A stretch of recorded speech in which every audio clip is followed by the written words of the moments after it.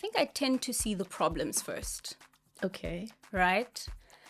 And I know we're taught, no, be solution driven, but I usually see the injustice first. I get why you'd be villainized, because somebody with a heart for justice, it means you're gonna have to call us out. Yeah.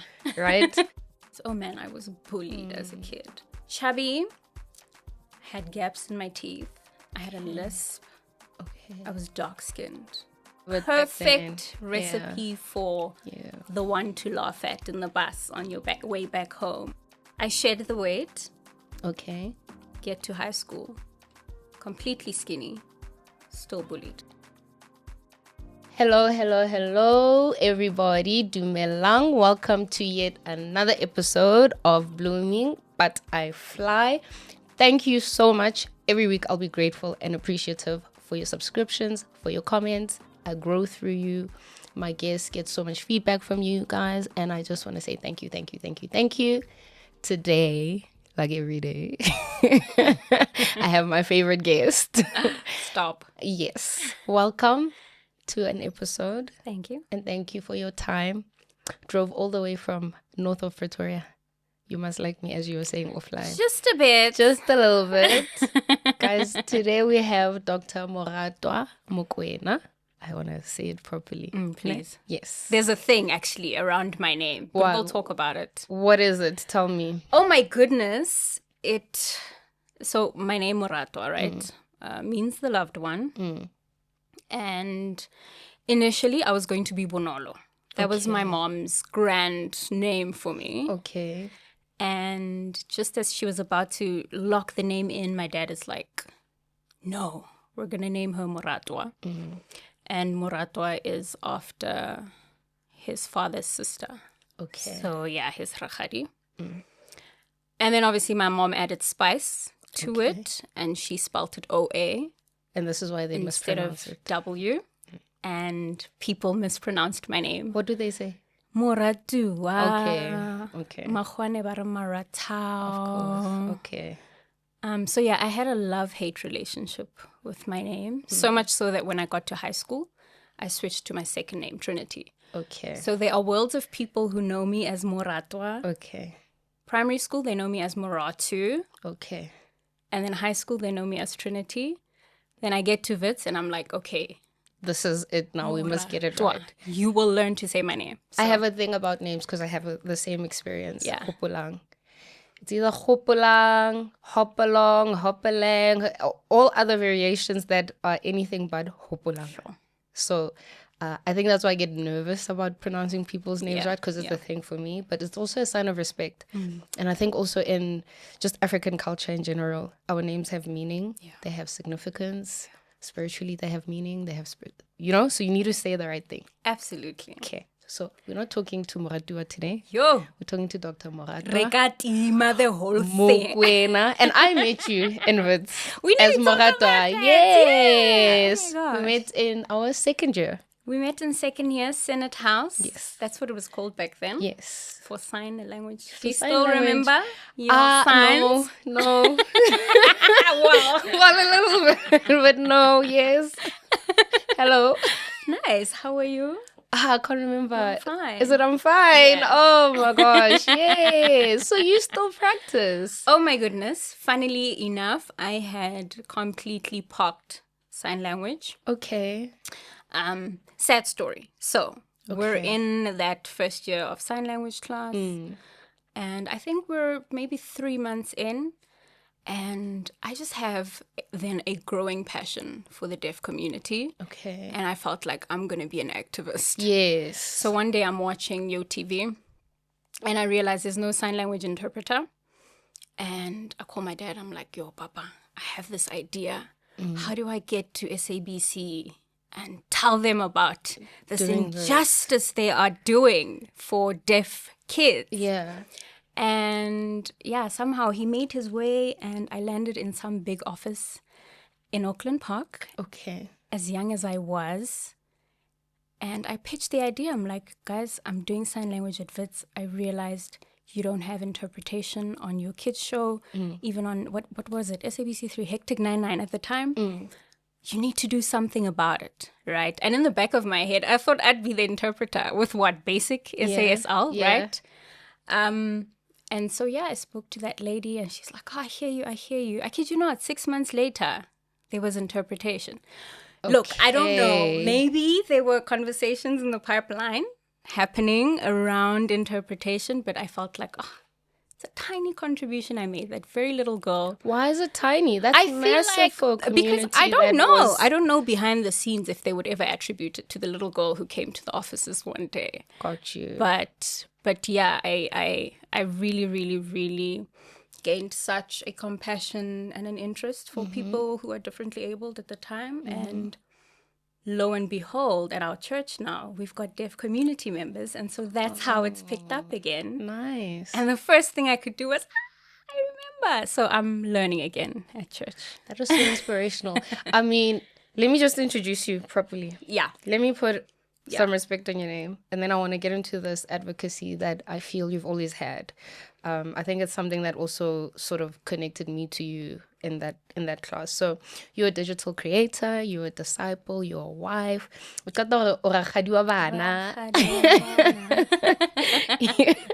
You're a creative industries researcher, you're a speaker, you're an academic consultant, and you're a pageant lover. Love my pageant. We're going to get into that. Can't wait. The reason I wanted to introduce you like that is because you actually, it makes sense how you're advocating for, you do a lot of things, you wear a lot of hats. Has that always been you, somebody who advocates? I mean, I remember in that class, you were one of the students that were very serious about it. Some people did it as a filler. I was one of them. Not that I didn't like it, but it was a filler. But you were actually really in tune, really engaged, and observing your life moving forward, you've always then actually become someone that advocates for different things. Has that always been you? Sure. Do you see yourself that way? Maybe let me ask that question.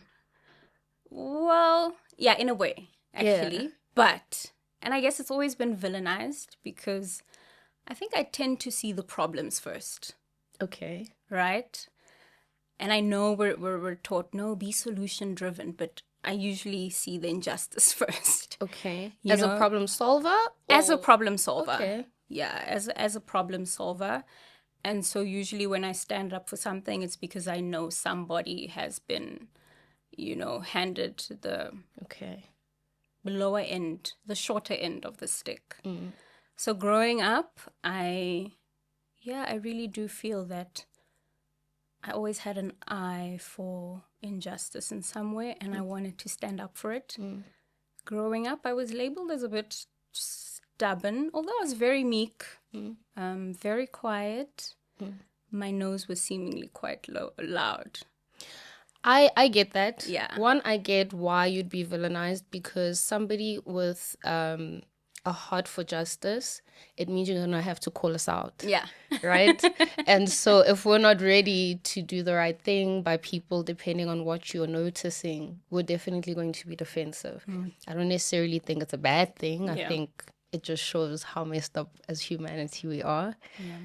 And then I see the description. I experience you as calm but firm. I think you're solid. You're a solid person. I don't think it's a negative thing. Yeah. I think you're very solid in who you are. I think you are articulate and you're not aggressive in how you address things. So I imagine even when you're calling people out, I don't see it as you doing it in an aggressive, negative way versus an accountable way. Yeah. It is what it is. It's right or it's wrong. So that I can see how that doesn't land as a young person because it's too serious or but how have you managed that? Do you think that's something that you still want to possess as part of your character? Has it influenced all the other areas of your life? Yeah, it's weird because then I vacillate between being very firm, but there's also a people-pleasing something there. Really? I would have never. Yeah. I would have never. Oh my word. Struggle with people pleasing. I think if anything, I get it from my dad because he's very diplomatic, very okay, trying to keep the peace, but to a fault. And even my people pleasing was one, I just felt misunderstood. Okay. Yeah. And I don't know if it's a middle child thing. Okay. Don't know if it's a middle child only girl thing. Okay. But growing up, I felt misunderstood. And not just even in the family, people. I felt people were hell-bent on misunderstanding me. And we'll talk about the bullies. Oh man, I was bullied as a kid. And I think even in that is one, you're trying to be firm, but you still want to keep the friends, right? You still want to be peaceable amongst people. You don't want to be isolated. Yeah, you don't want to be isolated because you already stick out as a sore thumb. In fact, half my life, I always felt like an outlier. And so, yeah, as much as I stand firm in my convictions, I did find that sometimes I didn't use my voice as effectively and as powerfully as I could have because I felt like, okay, Ratu, you're doing too much. Just withdraw a bit so that you can still go to the pajama party on Saturday. Can we get into a little bit of that? Yes. Childhood. Yes. Now that you've introduced it. So if I met you 5, 6, 7, 12 years old, who would I be meeting? What life would I be observing you living? Tell me about the bullies. I have a passion for bullying. You know, I have a sensitivity for that. Yeah. Having lived through it myself. Grew up, 2-parent household, Christian household. Your fire powerhouses of parents, I must say. So my dad is, I would say, a pioneer in the telecommunications sector. Okay. Well, that's how you got to inside that office. Yeah, you want it. Okay. And yeah, humble brag. My dad, he always says, I was one of the first 6 people in South Africa to have a phone. Yes, Papa. Right? So that's the science brain, I would say. Okay. And then my mom as well, badass girl, you know? She started teaching and then she moved into publishing and she's an author. Oh my gosh, you're a whole combination of both. So an award-winning author at that. I must never forget that. And again, humble brag is my mom is a Sepedi author. So I'd watch my friends doing Sepedi first additional language and I'd be like, that study guide is my mama. Wow. So yeah, the perfect combination of, incredible parents and their parents even, were professionals as well, accomplished. Okay. And so the bar was always set. Sure, the bloodline was blessed, girl. You had no choice. Oh my goodness. Yeah.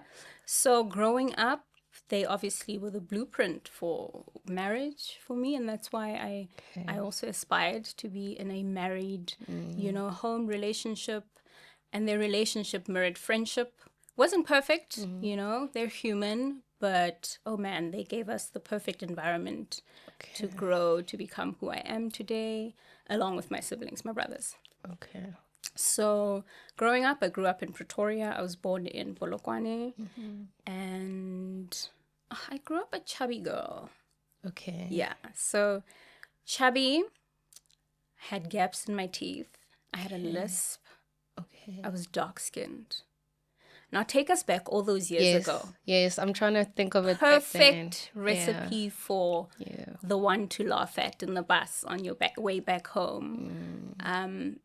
Perfect recipe for, you see a cute guy and you see him coming towards and you think, oh, is he coming to me? And no, actually, he actually wants my friend. Okay. Yeah, so that was the teasing, the bullying, and it was just my weight, my lisp.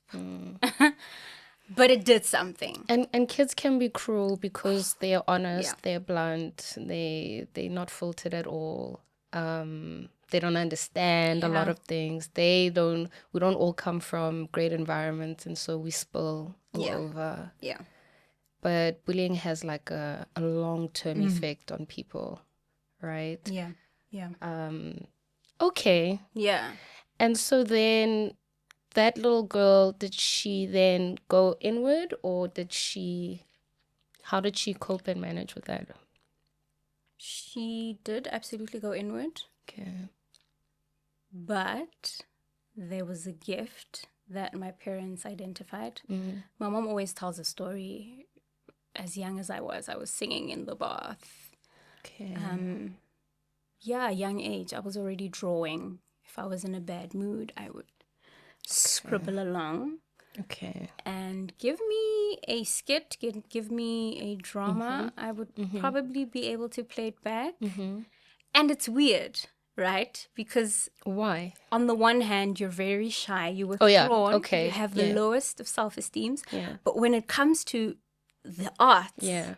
But I get something it. just- I get it. It's often the case. Yeah. It's often the case that introverted children or people with traumas, I call them traumas with a small T, or even with a big T, you go into a creative, you need an outlet. And I think a lot of high achievers come from that. People who achieve in sports, that becomes your thing.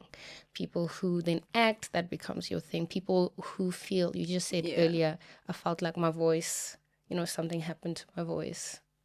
That is the perfect outlet, right? Sure. Yeah. Come to think of it. Yeah. Oh my goodness. And so, then growing up, I think they started then channeling. So that put me in the choir. I'd be in like school plays, and I ended up doing so well. I was actually reflecting on this, how my first international trip, I went to Hong Kong. Okay. And I was part of the University of Pretoria Jacaranda Children's Choir. And that was like a big deal. But just being in that choir did something for me. What did it do? One, just the affirmation that, hey, she's actually got a voice, right? And I knew I could sing, but wait till you get into a prestigious choir. Right. And not just sing, you get a solo here and there. Okay. And so you realize, I'm building then the softer skills. I'm becoming more confident. Okay. I'm becoming a bit more outspoken. I'm you're using feeling my voice, seen. and I'm feeling seen. Yeah. Yeah. I'm feeling seen. And you're feeling seen for things you want to be seen for, right? Not that there would be anything. I mean, if we had an understanding back then, and I think we still have work to do as a society when it comes to colorism, weight, that sort of thing. Like, funny enough, isn't it? Like, we're of similar age, and you were bullied for being chubby. I was bullied for being skinny. Oh my goodness. Right? It's like odd. Yeah. So for me, it's like, okay, it has less to do with the weight. It has everything to do with that humanity is never happy with anything. Because we would have grown up at the same time where it's either the norm was you should be skinny or you should be chubby, or right? But for us to be bullied about the complete opposite thing, that's weird. It's wild. It's wild. It's wild. Yeah. Funny story. I shed the weight. Okay. Get to high school. Completely skinny. Still bullied. Of course. That's exactly my point. That is exactly my point. Yeah. So you just don't know what it is. That is crazy. That is wild. So I then pick up weight and I'm bullied for the weight. What are the odds? Right? It's like, oh no, now you're too meaty. Now you're too curvy. What's going on? Yeah. And I think that is a lesson that I try to give adolescents I work with, or even adults who still have that mindset of, you need to understand why somebody must have been able to do that to you. It wasn't about you. It wasn't even about the thing. It's not even about the norm. Like even on social media where, we see cyberbullying all the time, even amongst adults. For me to sit there and say something nasty about you, what is happening internally? It's all the cliches. It is a cliche. Like, you must be very unhappy with yourself to be unhappy with me or notice me in that way and feel the need to make me miserable or say something. Sure. Do you think you've gotten to a point where you've understood that? that it wasn't a you thing, it was an external thing or an internal thing for that person or those people that you may or may not have understood. Yeah. It took quite a while. Okay. And again, the name thing. Okay. But God, Moratoa, loved one. Why do I feel so hated? What is wrong? You know? Okay. And come to high school, it's not so much about the weight thing now. Now it becomes about, one, my privilege. So went to public schools. And I loved that. That decision that my parents made was spot on, right? Why? There's just, there's a timbre, there's a texture about being in an environment where we're coming from all different walks of life. And the disparities are quite evident for all of us to see. There's a compassion you learn. There's an empathy that you learn. There's understanding. And look, I'm not saying we had it all, but one, I come to school, kakoloi, but I know someone else sitting with me in the class had to wake up at 3:30, use a Vascom, anamele taxi or anamele bus all the way to get here, right? So that exposure in itself, it humanizes people. It gives you a window into, man, there's so much happening around you.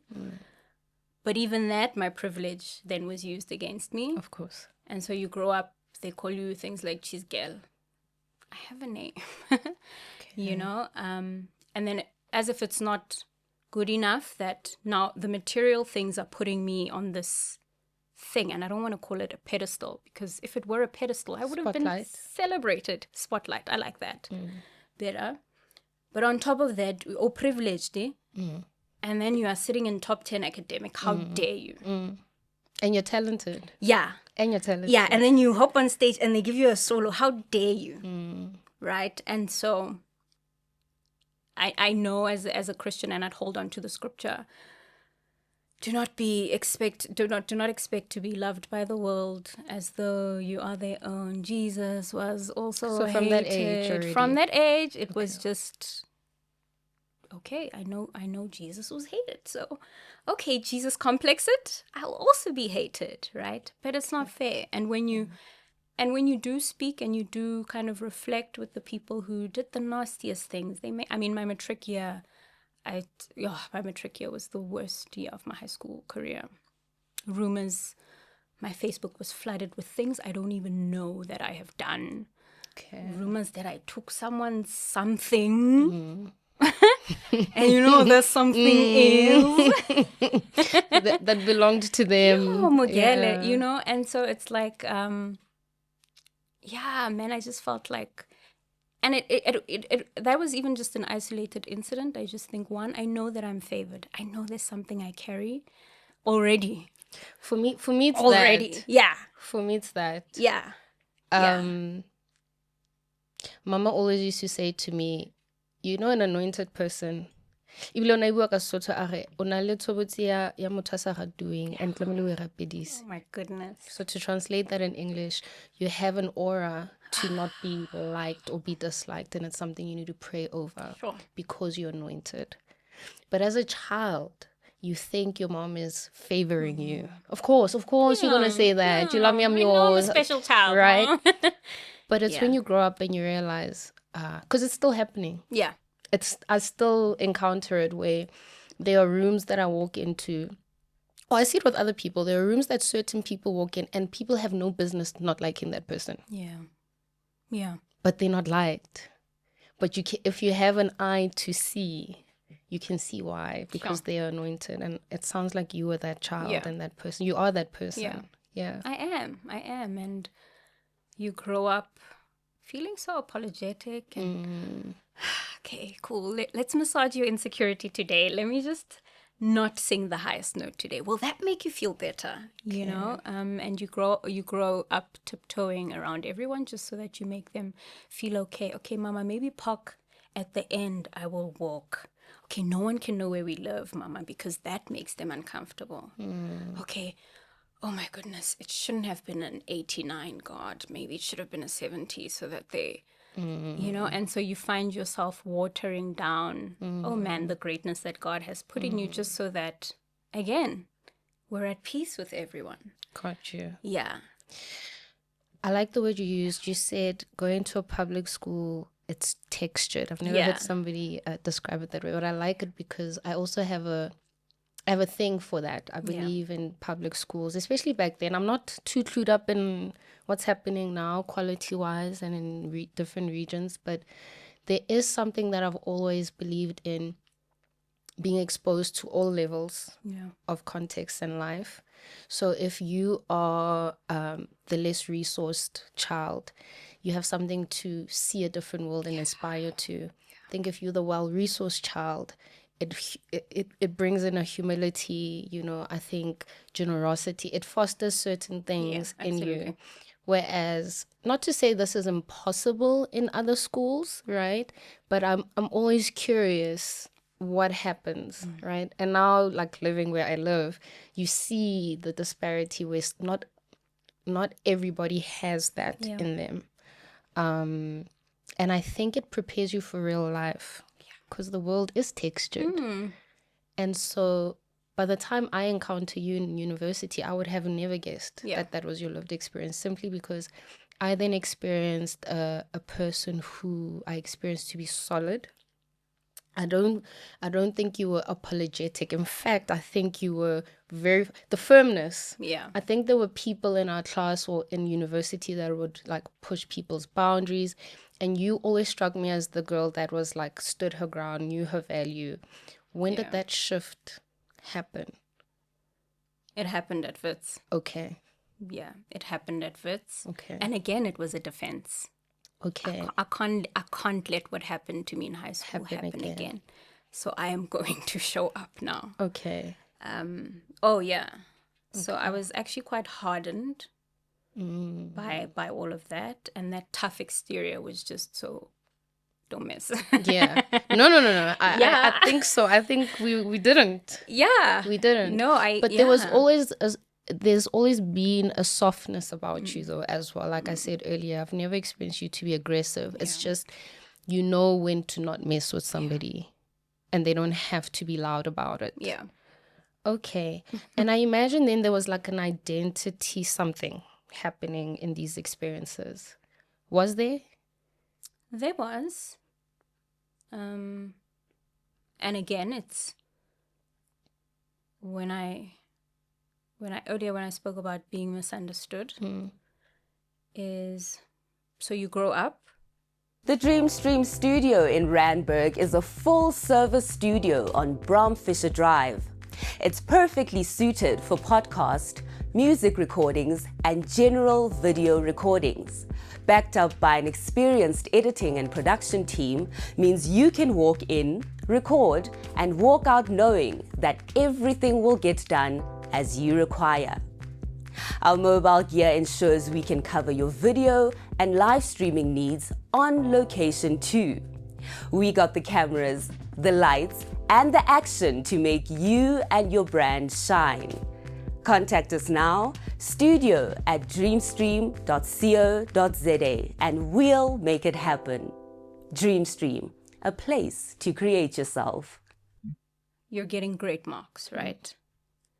And so the assumption is she has to do a sciencey, accounting-ish, mathematics thing. Those career fields, yes. And obviously that was a passion of mine. Initially, I wanted to be a gynecologist.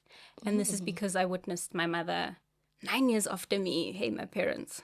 But who? 9 years after me, I'm witnessing this pregnancy and I'm so fascinated. And I'm at every gynae appointment and she's showing me it's going from plum to this to that. And I was like, I want to be that. Okay. And yeah, my whole kind of high school, I'm pushing towards being a gynecologist. But there's this arts thing on the side tugging at me, okay? And I kid you not, the only reason why I wasn't like your top 10 academics is because of your dramas, your life science, your English. Those were my hero subjects. I did science, I did pure maths, but oh man, I was nicely in the 60s. Okay. But still, I was obsessed with the idea of gynecology, medicine, STEM is also, you know, placed This up is it, there, you know, and everyone wants a daughter who's a doctor, right? Well, you The ended up irony, being right? one. You ended up being one. And it was any means, Right? by any It means. all just, Yeah. you know, came to. And so it was only in matric where we go to church, and I share the story a lot, but go to church and my pastor's like, someone here is about to make a critical decision between medicine and the arts. The Holy Spirit says the arts. No. Yeah. Live dive in church, and I'm with my mom, and we're like, okay, ma'am. Okay. If you needed any other last sign. Let's brave it. So by matric, I was already classically trained. I was playing the piano. So I auditioned at Wits for music and auditioned for drama as well. And then we were like, okay, if that doesn't work, maybe do psychology. Again, because it's something everyone else is comfortable with. Yeah. We all know the reality. Why would you go study drama, ma'am? Okay. Starving artists. Okay. You know what's happening in the industry, you know, and obviously the reality was plain to see. But God, I've always just had this confidence, and being rooted in Christ, I knew that wherever I'm going to flourish.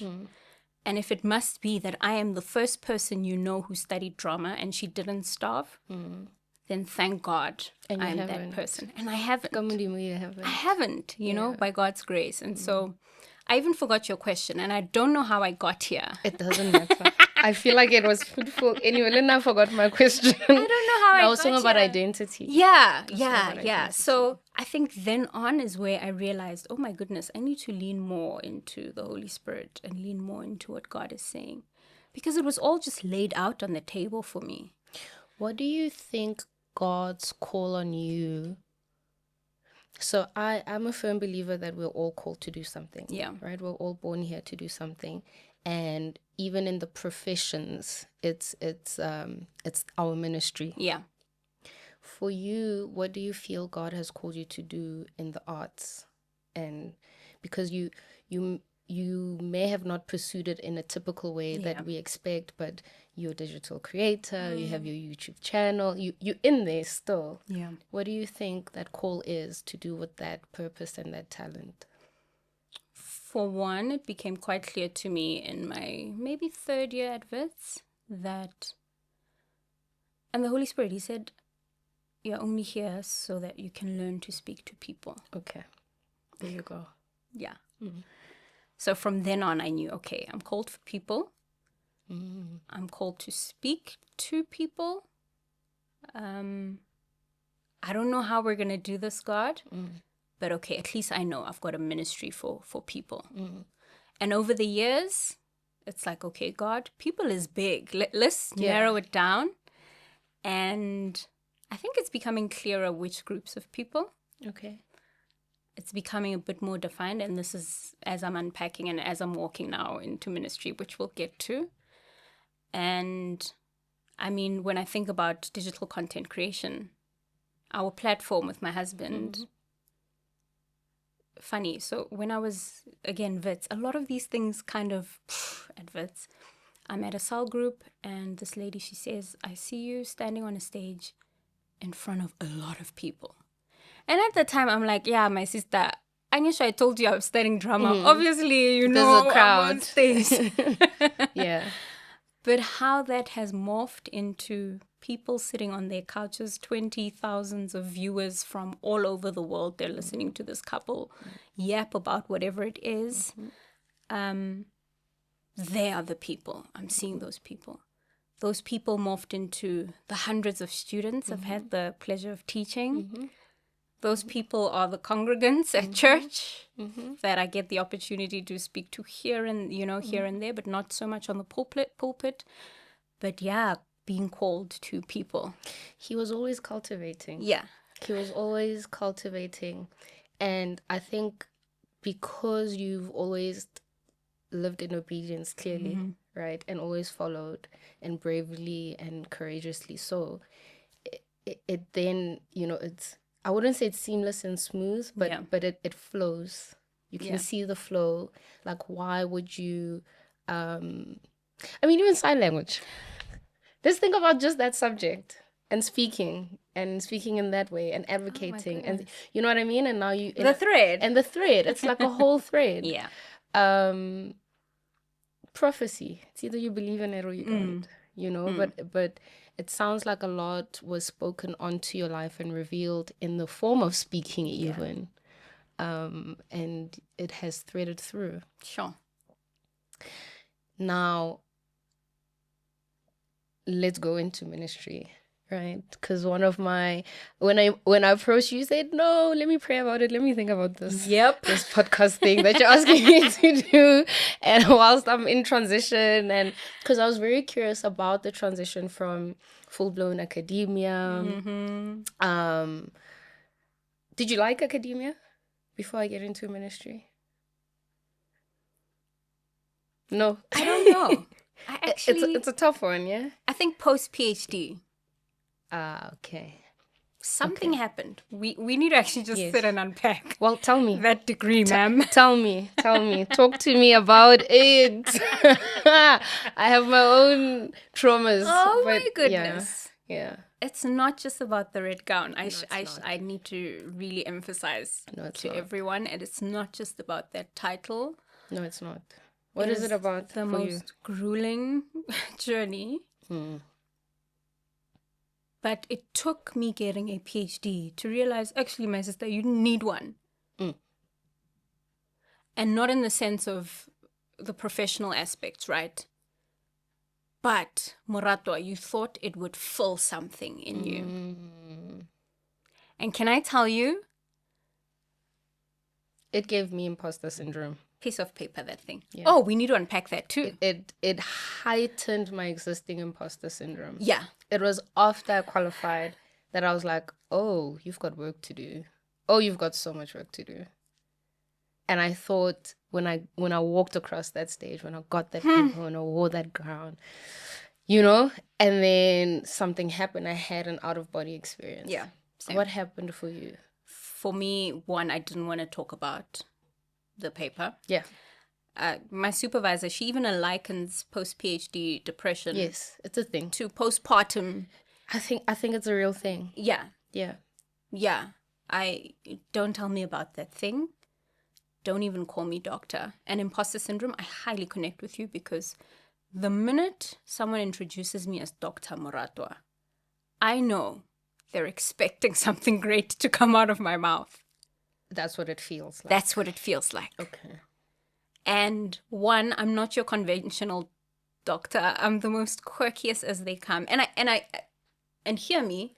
You The get boxed. perception, The perception the changes. perception of a PhD holder and the mirrors, not the mirror, the image that I saw, it was older people, so accomplished. They spoke a certain way. They used these big I don't think words. our age mates know what to do with that. And I'm just like, oh, but I'm pretty chilled here with my lingo. Yeah. And Geshapo. we don't have to say dichotomy, guys. Like,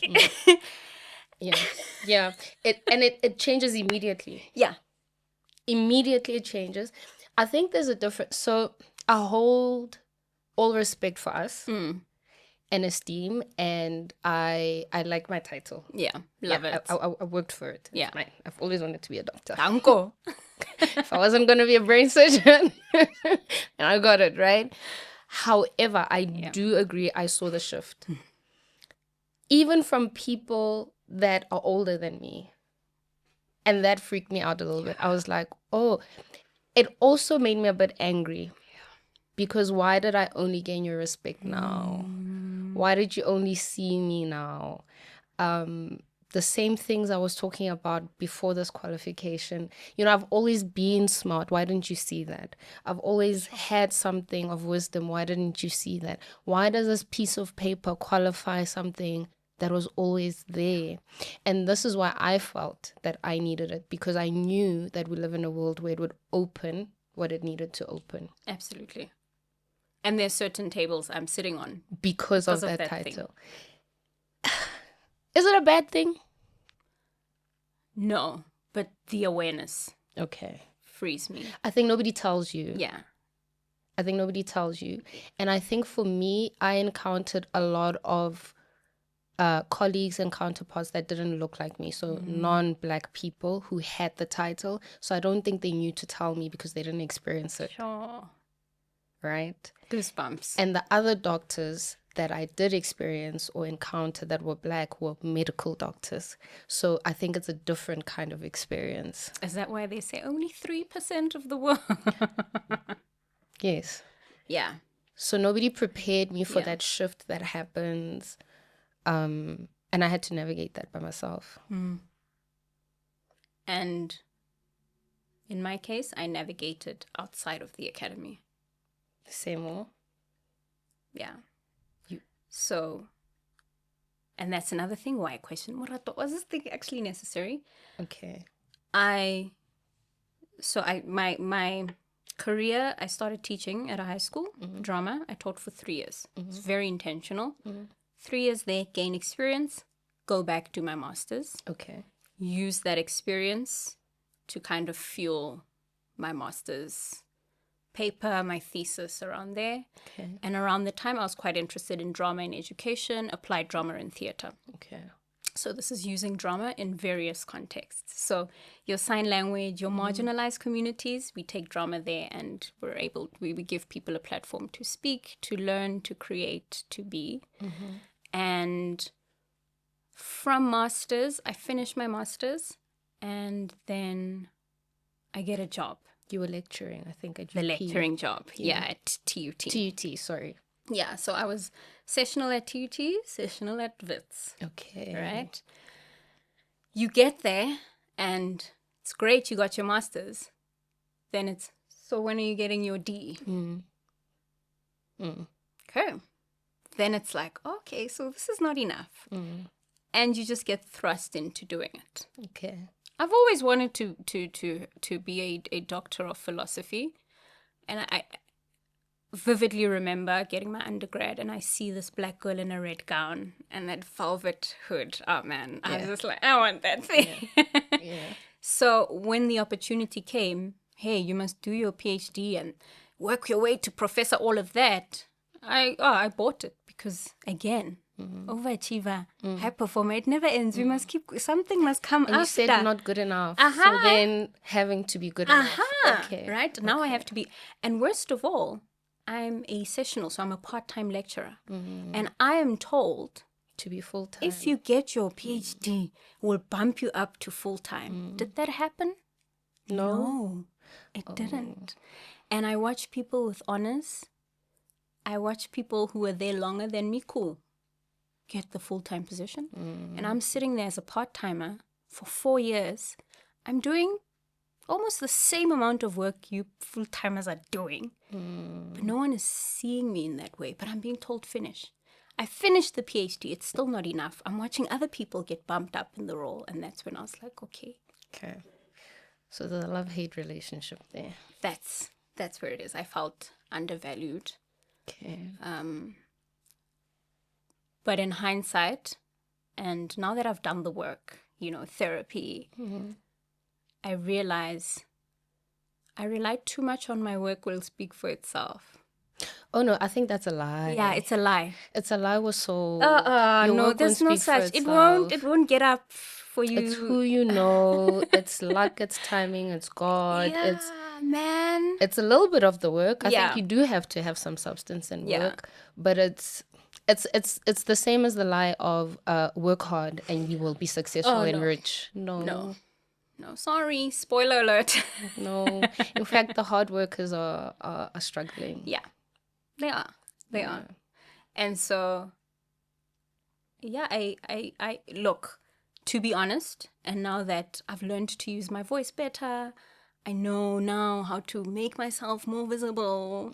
I realized back then, in the important moments, yeah, man, I sat there and I was quiet. And that's my personality. I speak when I'm spoken to. Okay. But I realize that sometimes you get where you need to. You need to open your mouth. You need to What open is your that mouth. saying?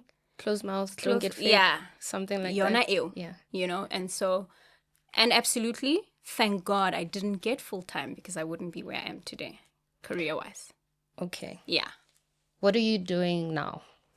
Right now, I I'm doing a lot. I can really busy. Ke bone so re jwetse gore day to day like ka jeno tswa kae Yo. today o tswa kae So yes. I am so the digital content creation Yes. part. That's me and the love of my life. Yes. Moratoa Mokoena. I see your videos, especially at church and behind the scenes. I enjoy those. Oh man. Yeah. Oh man. So that's the digital content creation. Started on YouTube. We're on a hiatus on YouTube. Yes, you did say. We'll talk about that. Let's talk about it. And then from YouTube, by the grace and favor of God, brand work started happening. Yes. And so we leveraged then our numbers and we started partnering with brands on Instagram. Hopolang. We don't have the biggest following. Mm-hmm. But the hand of God, with the brands we've worked, we get asked every time, but how did you work with this? I can't even tell you guys because the numbers don't make sense. Okay. It's God engineered. It's a God It's the thread. algorithm. It is what it is. I can't say we have the smarts and all of that. It literally just is God. Also, don't talk down to what you and that I'm gonna do. Yeah. It's Again, why wanna it's trauma with this? yeah. It's with a big quality, T. you guys. It's quality. Yeah, but and why I'm always prone to give that disclaimer is because perception is no, but you're supposed to have the big numbers to be able to work with that kind of brand. Okay. And so we find ourselves having to qualify it all the time that, look, it's the grace and favor of God upon our life. I can't even tell you. I see it differently. Yeah. Right? I see it differently as somebody starting out to brave out this industry. I was very fixated on numbers. And then they don't come. Yeah. And then you're like, and then God is still like, yeah, continue. Who said you're here for numbers, right? Mm-hmm. But then your story and how you're talking about it is the things that are supposed to come will come. Yeah. There are people who have come on here and people ask me, how did you get that? But I shot my shot. I DM'd them and they said yes. And, and it's not about, and from that, it's not about numbers. It's the impact when somebody says to me in my DMs, oh my gosh, I relate to Moratoa so much. Thank you. Now I can go and finish the sign language course. Because I get things like that. And I'm like, yes, that is the point. So when I say don't talk down to what you and your husband are doing, I don't think it has to be about numbers. And I'm glad that you said that because I think we live for numbers. I think some brands live for numbers and you miss out on impact. Yeah, absolutely. Impact doesn't necessarily equate numbers. I'm coming to learn that. Yeah. And I mean, our audiences are set. We've got that niche. Yeah. Tight community, a reliable and engaging community. Yeah, consistent one. And that's all you need. So why the hiatus? Because we were loving you guys and we were learning from you guys and we were laughing with you guys and we're getting blessed by you guys. And we miss it. We actually miss the platform. We had we're on our second hiatus. The first hiatus, oh man, traumatic experiences happened. Okay. Which, won't talk about today. And we needed to, now we need to deal. Okay. External or internal? Both. Okay. Yeah. Okay. Both. Quite, each life-altering events. And as a couple, we're like, we need to actually face these things together. We need to get back on our knees. We need to get right spiritually. Without telling me what they are, what did you have to learn from those life-altering moments? As you were on your knees, what was the lesson?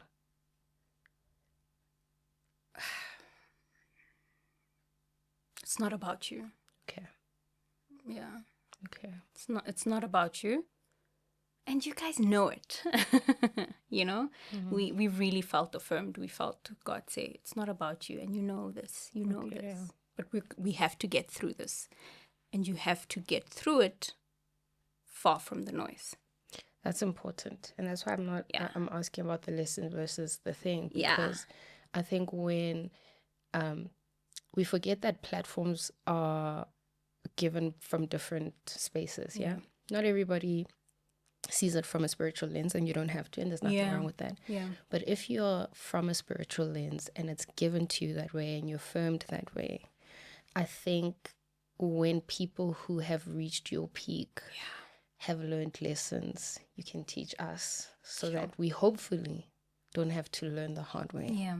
Because it's very rare that God will give you a platform and it's about you. Nothing about discipleship is about you to begin with. It's for the glory of God. Sure. It's good. It's good. Okay. And so, then, that was the first hiatus. And then last year, we felt we're ready. Going back. Now, here's the thing. We go back. Obviously, the audiences have changed.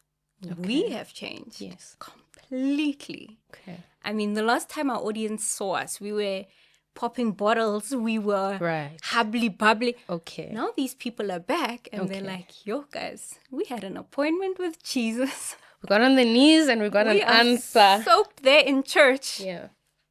And oh my word, Bob's your uncle. We're getting ordained. Ordination switches us off. I loved that. You did disappear, ne? And then you popped up on my page. I said, okay. What's going on? But I wasn't surprised. Yeah. I think that was the beauty for me observing your journey and why it speaks to me. I was like, yes. Yeah. Yes. Of course, this is the next thing. Did it feel that way for you? Yeah, it did. Okay, it felt like the next thing. And it sucks because the flesh was always ready to shoot. Yes. Me, I'm ever ready. We're ready to shoot. There's things. Okay. Something would just switch the camera. Something would just. Okay.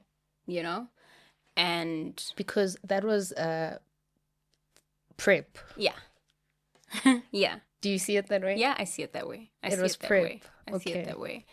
And now as we reflect, because, man, when you think about our channel, when you think about our lives as influencers, it's always us facing, us, our story, our journey. Okay. And in these past 3 years, just doing social media content for the church, and the lens facing Jesus, and everything we're doing is for the glory of Jesus. And then you realize, oh my goodness, okay, God, maybe when we go back there, something has to change. Okay. Because it's still us. I. Okay. Right? And if anything, I want to be on a platform, really and truly. And when I ask God, were you well pleased? And he says yes, that's all that concerns me currently. Okay. Yeah. Okay. And it's not to say, guys, we'll come back all preachy and all of that, but it will be an element. There's a shift, man.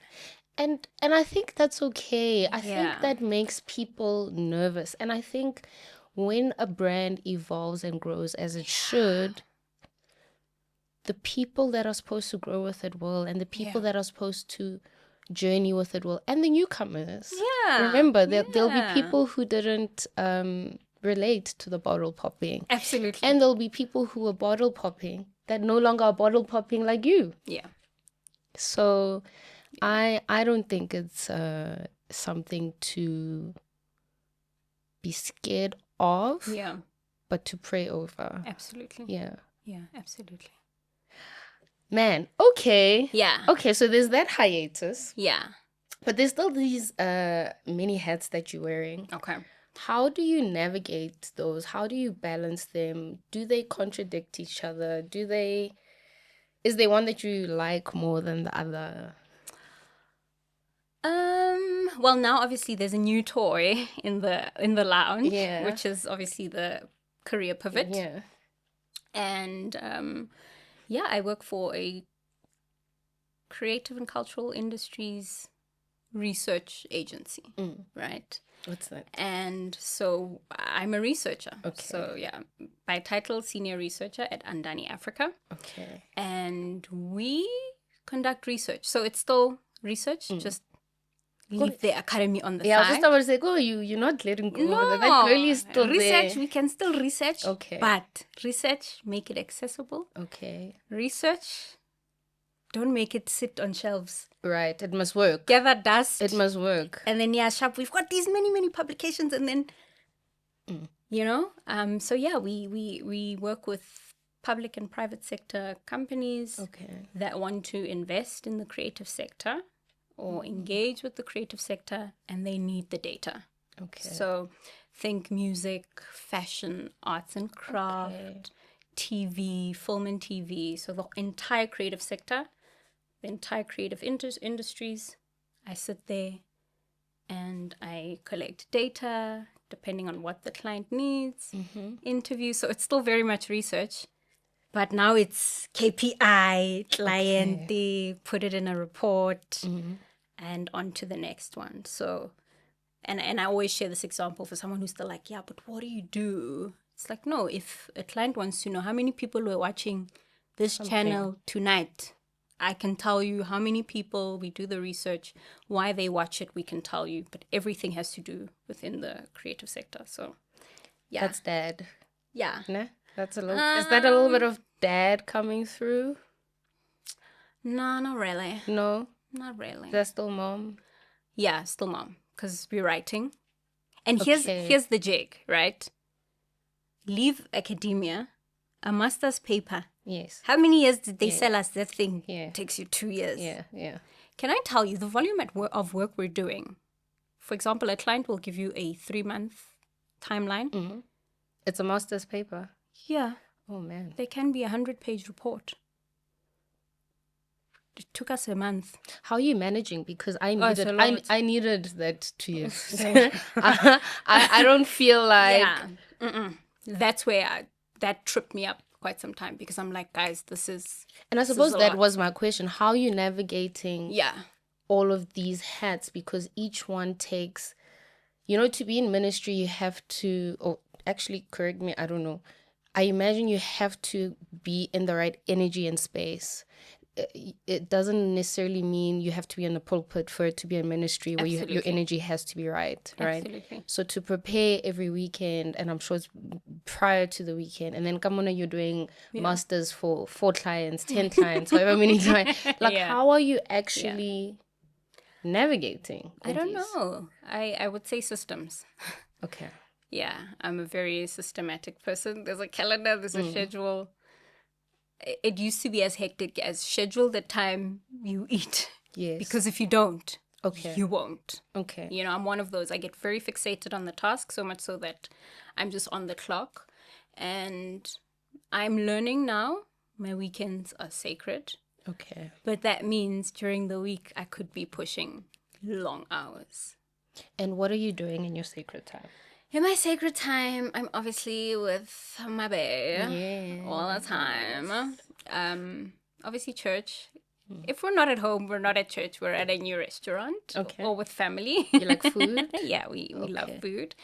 Connecting with family, friends. Okay. But even then, luckily my friends, they are not very demanding, which helps a bit, but I feel guilty that, oh man, we should see each other more often. Isn't that adult friendship? But it's adult friendships, I I think we all understand at this point. Yeah, and so downtime looks like a series. Okay.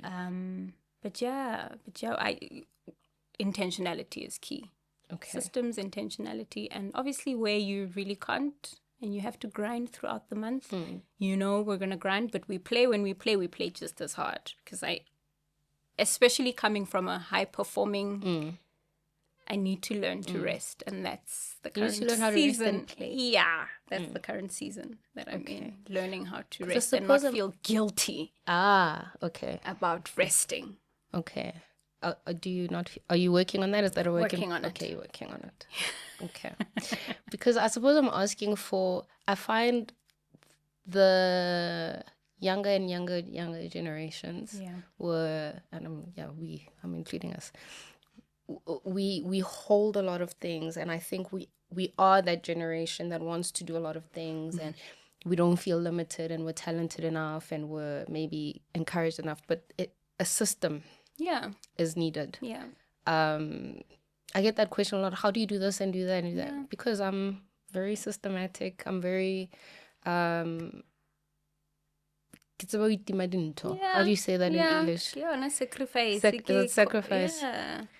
I'm able to not be in certain places at certain times. Yeah. And then when I am, I have a good time. Yeah. Yeah. Okay. Let's shift gears. Ne? Mm-hmm. You have a special interest. Mm-hmm. Pageantry. Yeah. As I was doing my research and reminding myself, Moratoa Mokoena, I remember that you used to but you used to review them. Yeah, commentary. Yeah. Talk us through pageantry. Oh my goodness. So pageantry was also another gift. This is probably my mom.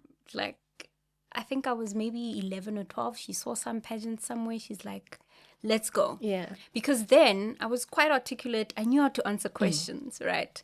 But lo and behold, it's more than just the Q&A, honey. There's the strutting and the stage presence and, So obviously I entered that pageant, Asham. And they gave me my results back. Your interview was very nice. Yeah. Mikey, but your walk. Okay. And so it became practice after practice, pageantry. Okay. Get to high school now, I'm skinnier. Okay. We try the modeling thing, photo shoots. I'm now in magazines doing editorial. It's quite cute. And so I think that was just a gift on building my self-confidence. Okay. Also, learning to walk tall in all senses of the word. When I think about it, man, it gives you that gift to stand in your truth, stand in your purpose. And I know pageant girls always say my purpose, but it really is one instrumental agent for you to kind of I believe it. I always joke, well, not joke, but I always say, I've never seen an unsuccessful Miss South Africa. Yeah. I think there's a reason why. Yeah. I think pageantry, the system, the structure teaches you, I don't know the ins and outs of it, but I think it teaches you how to thrive. Mm-hmm. How to It thrive. really does. It really does. I mean, principles of integrity and dignity. Yes. We were speaking them from the ages of 11. Yes. And look where we are today. So it's one of my hobbies. I have a gift of predicting who might win this, who might place there. How do you know? How do you know? Because you do accurately predict. I just have an eye. It's God. The Dream Stream studio in Randburg is a full-service studio on Bromfisher Drive. It's perfectly suited for podcast, music recordings, and general video recordings. Backed up by an experienced editing and production team means you can walk in, record, and walk out knowing that everything will get done as you require. Our mobile gear ensures we can cover your video and live streaming needs on location too. We got the cameras, the lights, and the action to make you and your brand shine. Contact us now, studio@dreamstream.co.za, and we'll make it happen. Dreamstream, a place to create yourself. Again, it's God. And so the dream is, hey, one day I must open a consultancy or something. These girls who are trying, they must come to me and I must tell them. I think so. So, from my lips to God's ears, someone invite me to judge or something. Because I love it. I love it. And I love seeing it, what it does to young women. Yeah. Well, if you were to define it for yourself, you've sort of said it, but how do you think it empowers women? Pageantry. I think some people don't see the value of it. I think sometimes it's seen as flimsy or it depends who you're talking to. Yeah. But for you, how do you see pageantry to empower women? I think at the heart of it, it's all about demonstrating our value. Okay. Yeah, I think for me, if I could sum it up, value as a person, right? What you come with, who I am, just as a person. Forget the bikinis, forget the makeup and all of that.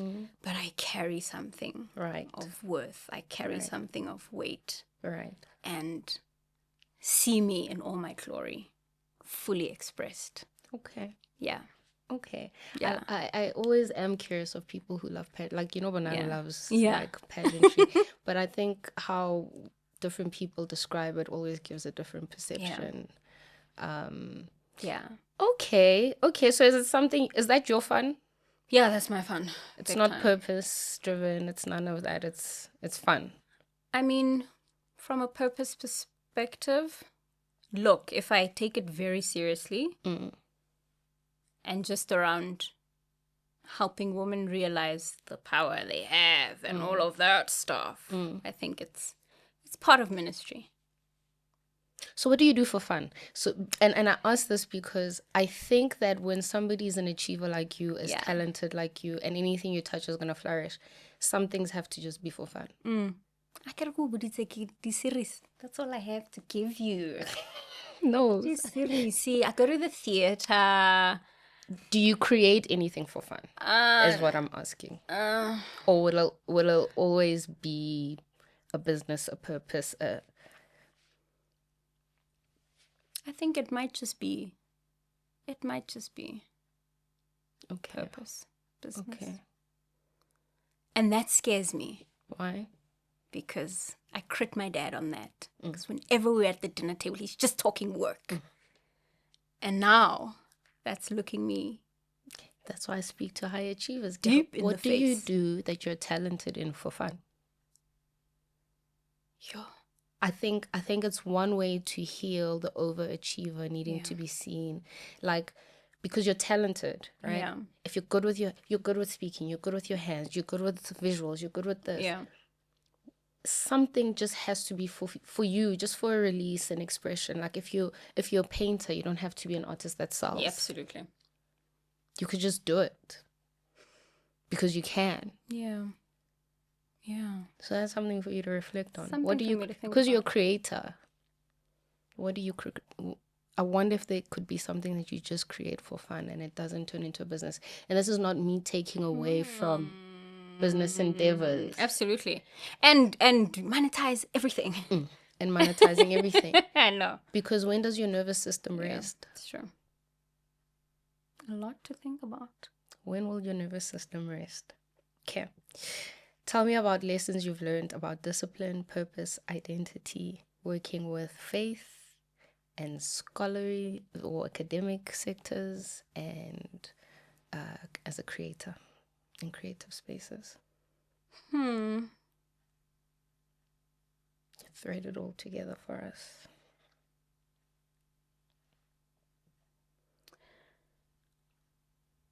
I believe at the core of my being and everything that I do, I never want to. I enter all the spaces that I'm in, and when I leave that space, you can feel that I'm gone. Oh man, Yeah. I love that. Yeah. I love that. Yeah. And I don't want people to. That's powerful. And it's not to say I've built an altar around myself where things can function when I'm not there. It's impact. There's a particular thing that Moratoa brings. Yes. A signature Moratoa thing. That, oh my word, she came, she brought that thing, she invoked that thing, she revealed that thing to all of us.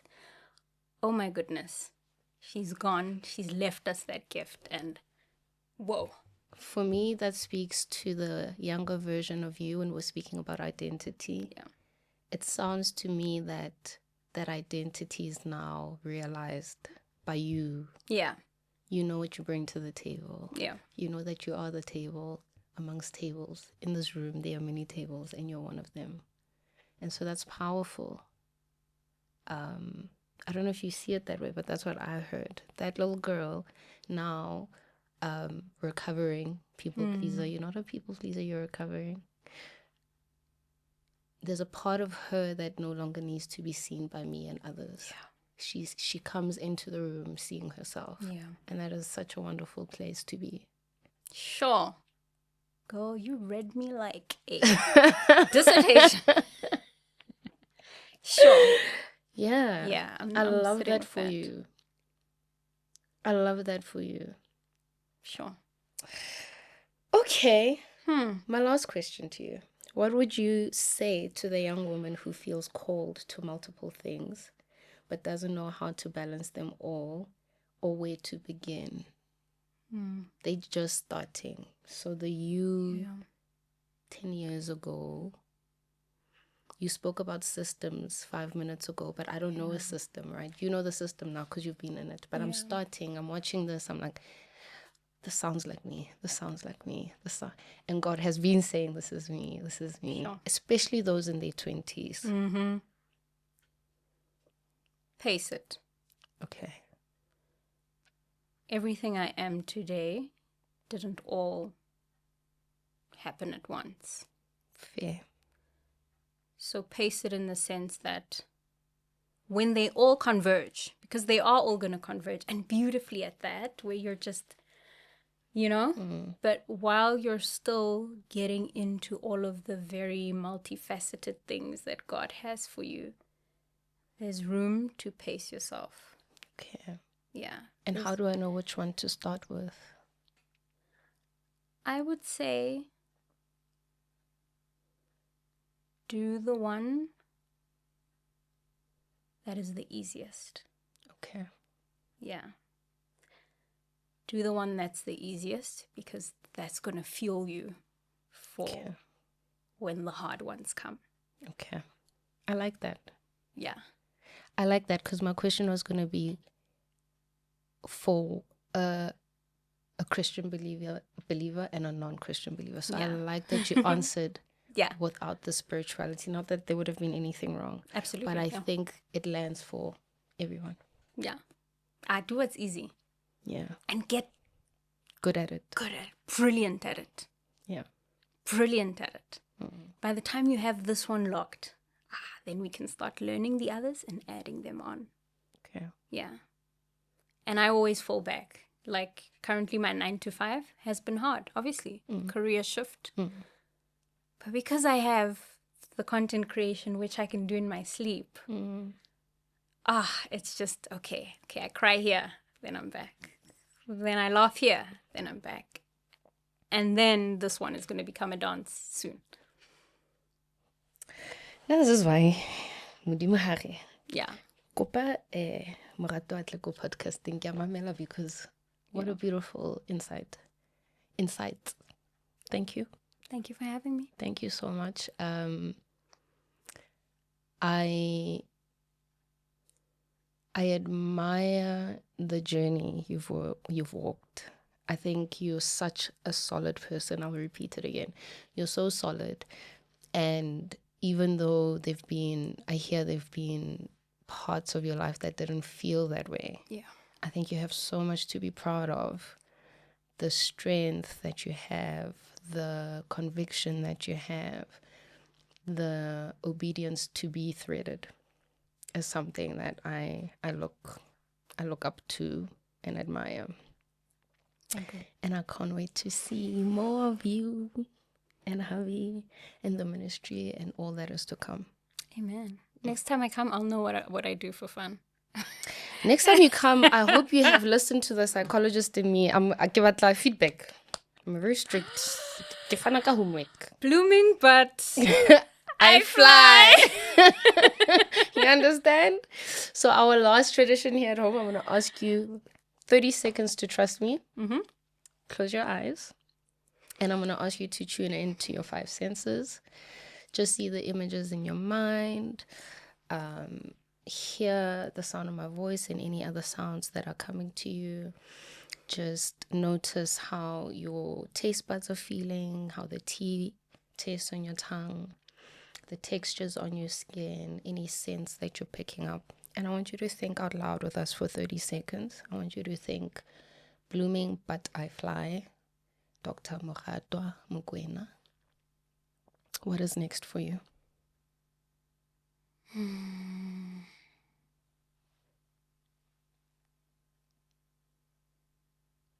Rest.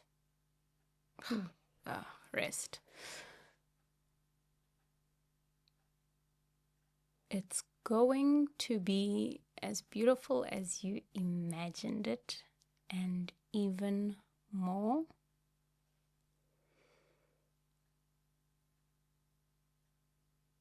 Trust God with all you have got. He hasn't forgotten you.